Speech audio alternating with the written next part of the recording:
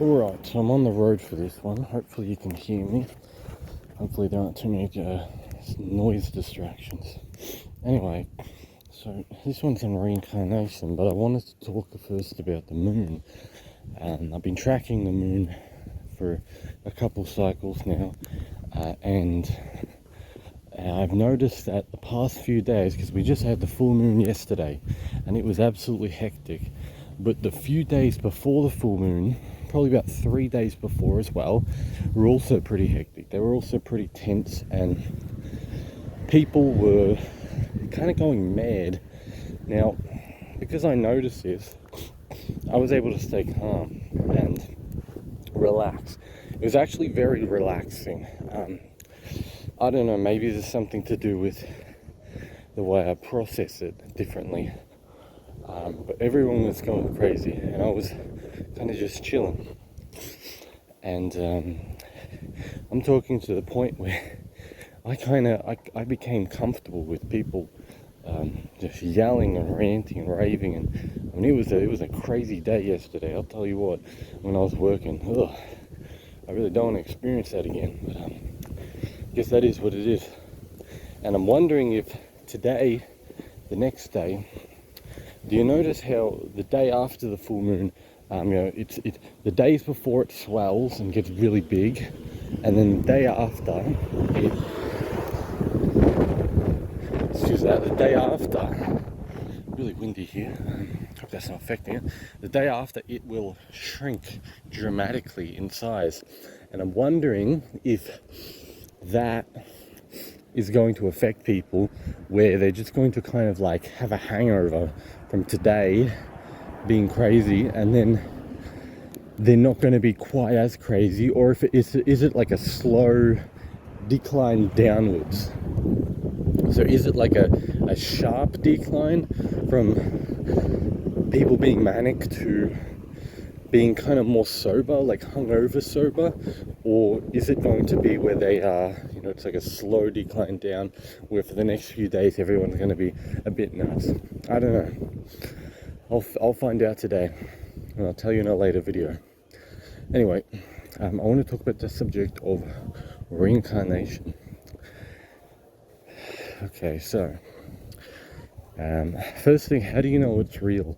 Well, you kind of just have to go off intuition, your magical intuition, and assumptions and experiences and such, to some extent, until you can become conscious of reincarnating, which I believe you can, if you so choose to. Anyway, but what I notice is that you will have abilities and talents from the past lives, which is one way that you can know, I believe at least, who and what you were, because these abilities will relate to the visions that you get of the past lives.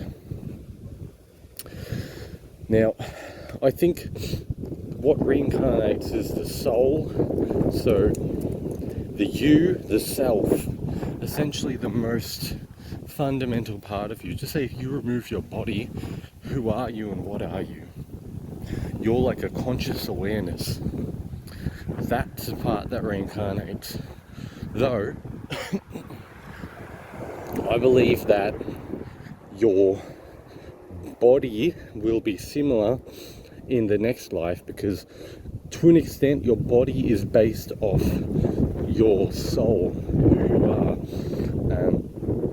To get into that, the weight of the body, the size of it, the muscle mass, for example, is all dependent on your actions every day. For example, a person who exercises a lot is going to have more muscle mass, is going to have more density, and a person who doesn't is going to have more fat and going to have less dense bones and less dense muscles, for example. So you can see that based off essentially your personality and your actions is dependent on what kind of body type you have, which we can see if you were to reincarnate, you would have a similar body type. Now, do you have the same? Do you reincarnate in the same ethnic group, the same family, the same race, etc.? Nation, country. I think it's not quite the same, but similar, and actually can depend. I've found that through my, visions of reincarnation, that I was sometimes when I reincarnated, it looked at least like I was in a similar family. I'm not sure if that's correct, but though some reincarnations I changed to a different family, I believe, and then I changed to another one. So the past one before this life, I was in a different family and a different country. I believe I was somewhere in like Ireland, or maybe England, or it could even be Western Europe, like France or Germany or somewhere. It looked like one of those places, and so most of the reincarnations that I saw were in that same kind of geographical region, and then it switched over to this one, here in Australia, which is different. So I imagine if you want to, and if you're very aligned to a certain country or family or something, then you will reincarnate through that, through them. Of course, depending on the level of your power, basically your spiritual power level will depend on, what choice you have, because you're not always going to be able to choose and all that. But I do think if you have a strong, good family, you have good children, you teach them well, then you would reincarnate through those children. I do believe that could be how it works. Now, how do you do the meditation to see? Okay, so you sit in meditation. You can do this where you are. If you're sitting at like a computer desk or on a couch or whatever, listening to this, you can sit, close your eyes and relax for a minute or two, and then you hold the intention to see your past lives, or to get feelings, or to get kind of psychic messages. If you need to, hold your sense of feeling around your head, kind of your mid-head, where you visualize from, where you get psychic messages and such, and hold it there, and then intend to see your past lives. And the better you are at this, the more you can kind of control it. So you kind of think like, I want to see the life before this one. So just do that. Just think like, I want to see the life before this one, and kind of relax and let whatever vision you see.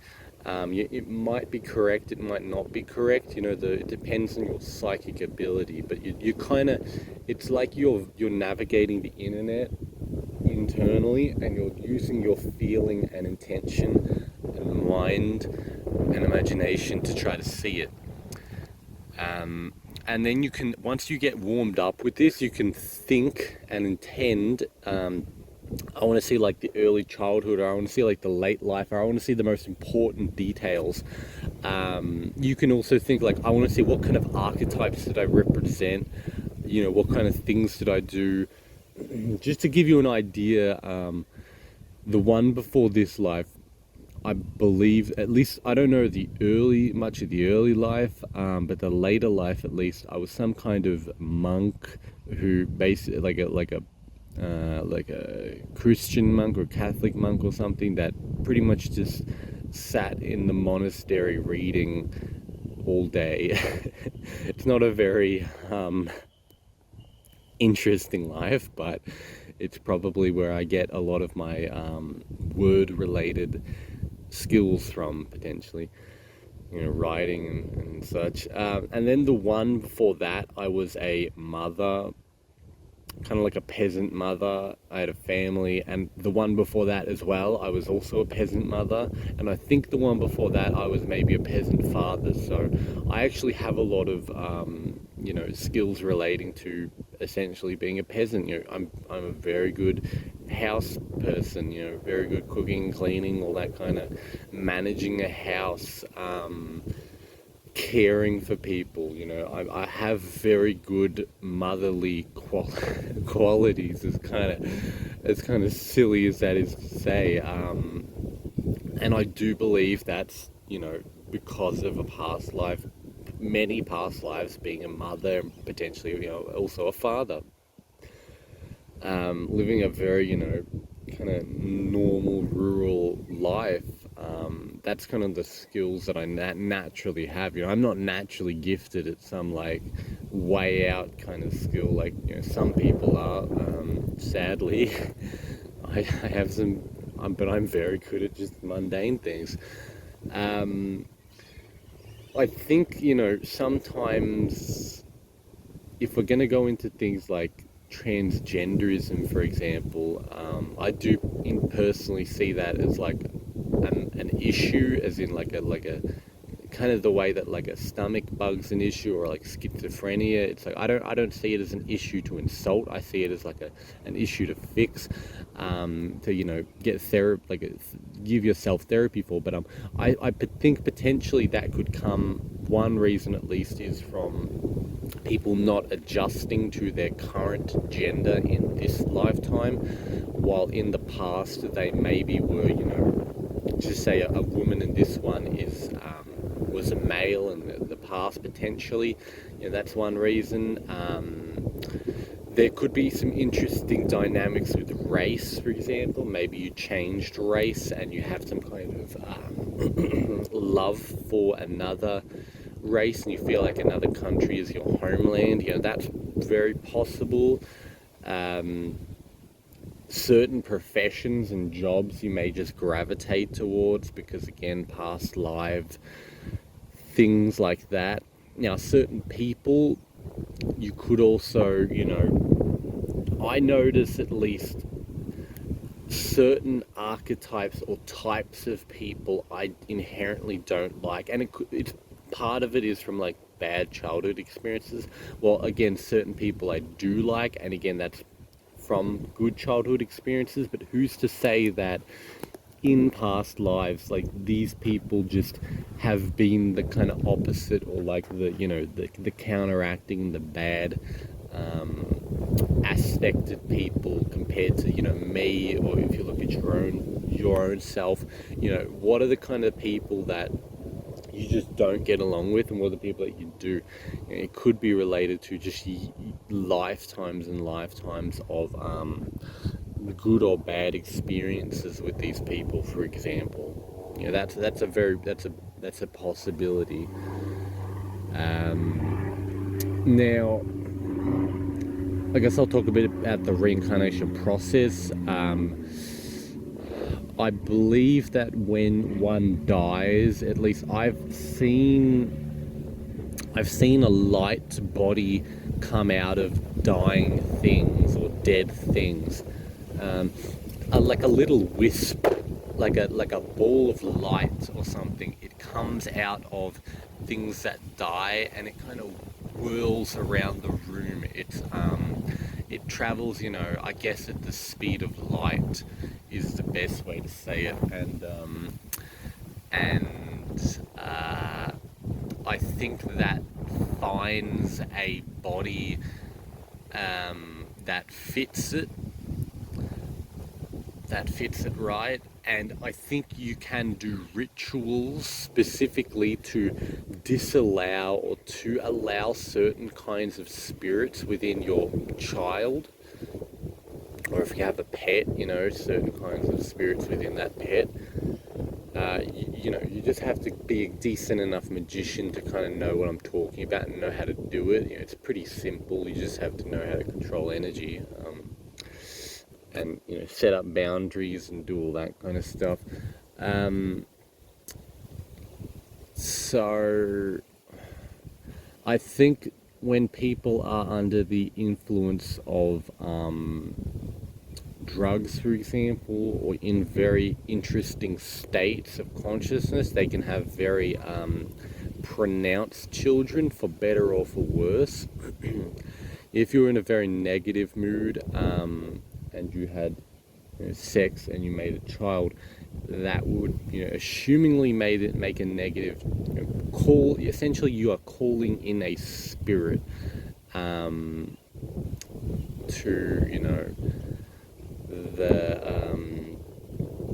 the what do you call it, to the child that's being formed, to the womb, basically.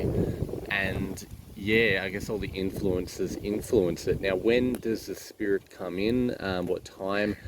If we looked at Chinese medicine, I don't quite remember the whole 9-month, what meridians form and such, but it's possible through the it could be a few months in, I'm not sure, it could be instantly. I think it depends, actually, because maybe there's like a waiting line like a waiting line of heaven, so to speak, or there's like some orderliness to it where it's like maybe they find a good match very quickly, or they got a person needs to die and they need to go through some kind of purgatory. Now, the purgatory process, I think if people are so locked into material reality, or they're locked into some kind of thought, like they have some kind of mental issue, then they're going to need to work through that before they can come back.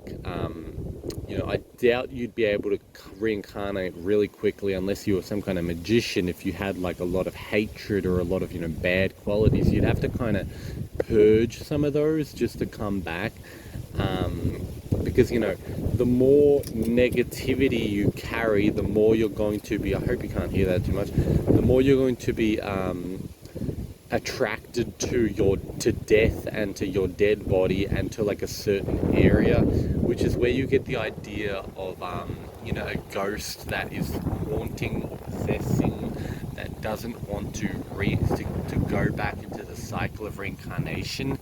And of course, if you're a magician, you can banish those and you can set them back onto the path or whatever, against their will. Like that kind of brings up a moral issue of should you be morally